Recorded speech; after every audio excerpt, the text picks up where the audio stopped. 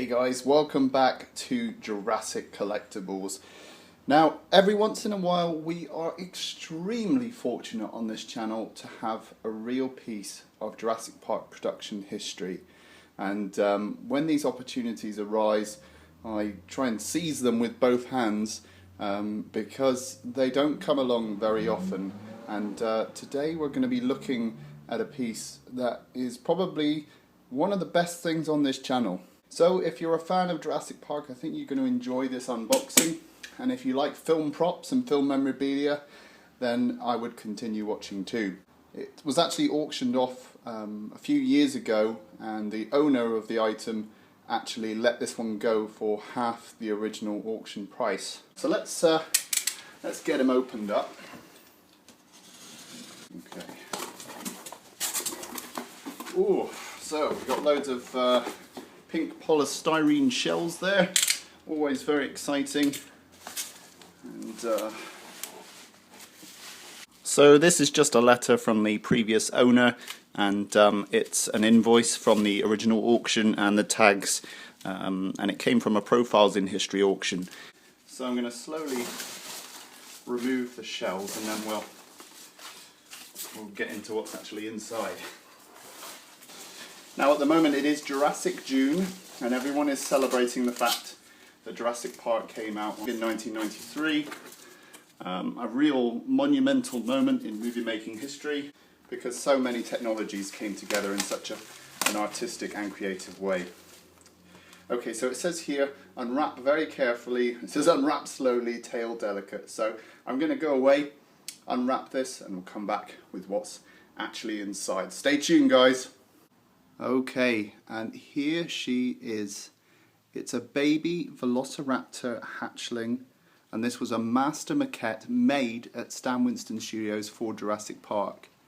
Now this would have been used for approvals, for sign-off on the paint job, but also would have been used as a point of reference to come back to build the screen-used puppet. And considering that the puppet would have been made from like a latex rubber, which we know deteriorates over time, this will be a much more lasting impression of what the visual development of the baby raptor actually looked like. So we are so proud to have this on the channel, and it really does look staggering. Okay, so let's take a closer look at her. So starting off with the head sculpt, what's really remarkable here is how much it bears a likeness to the adult Velociraptor. Just look at that wonderful sculpt and paint job.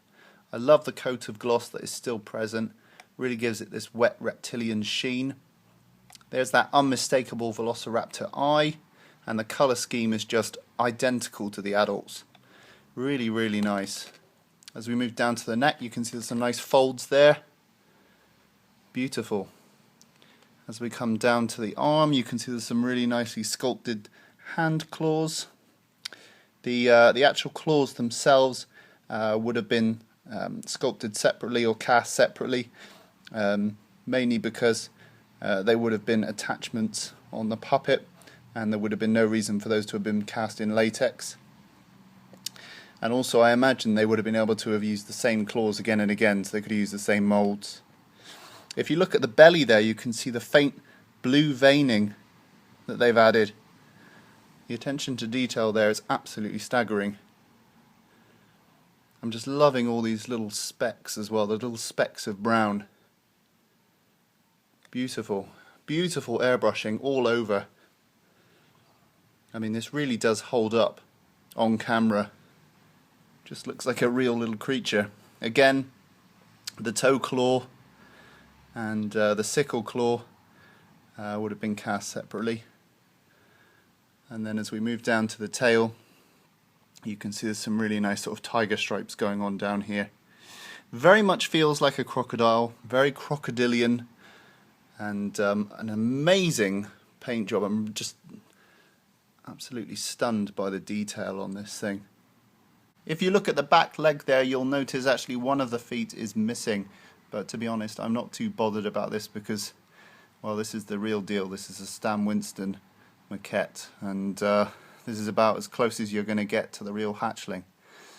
It's an absolutely staggering piece, and for long-time fans of this channel, you'll recognise this sculpt from our screen accurate Velociraptor hatchling replica. I'll put a link to that video down below if you want to go and have a look. But we've actually got a fully reconstructed raptor hatchling in an egg with all the kind of bits of blood and egg and all that sort of stuff, screen matched as much as possible. So this one will look really nice on display next to that one. So there we have it, guys. That was today's look at the Raptor Hatchling Maquette from Stan Winston Studios. This really is an incredible piece, and we're so proud to have it on the channel. If you have any screen-used Jurassic Park pieces that you'd like to offer us, please do get in touch. And it does seem like we're building up a bit of a Jurassic Park museum here. So maybe one day we can allow access for everyone to come and see these. I think of Indiana Jones in that opening scene of The Last Crusade when he says, "It belongs in a museum," and I feel the same way about all these Jurassic Park pieces. I want others to enjoy them. So please do let me know if you have any ideas for the future Jurassic Park Museum.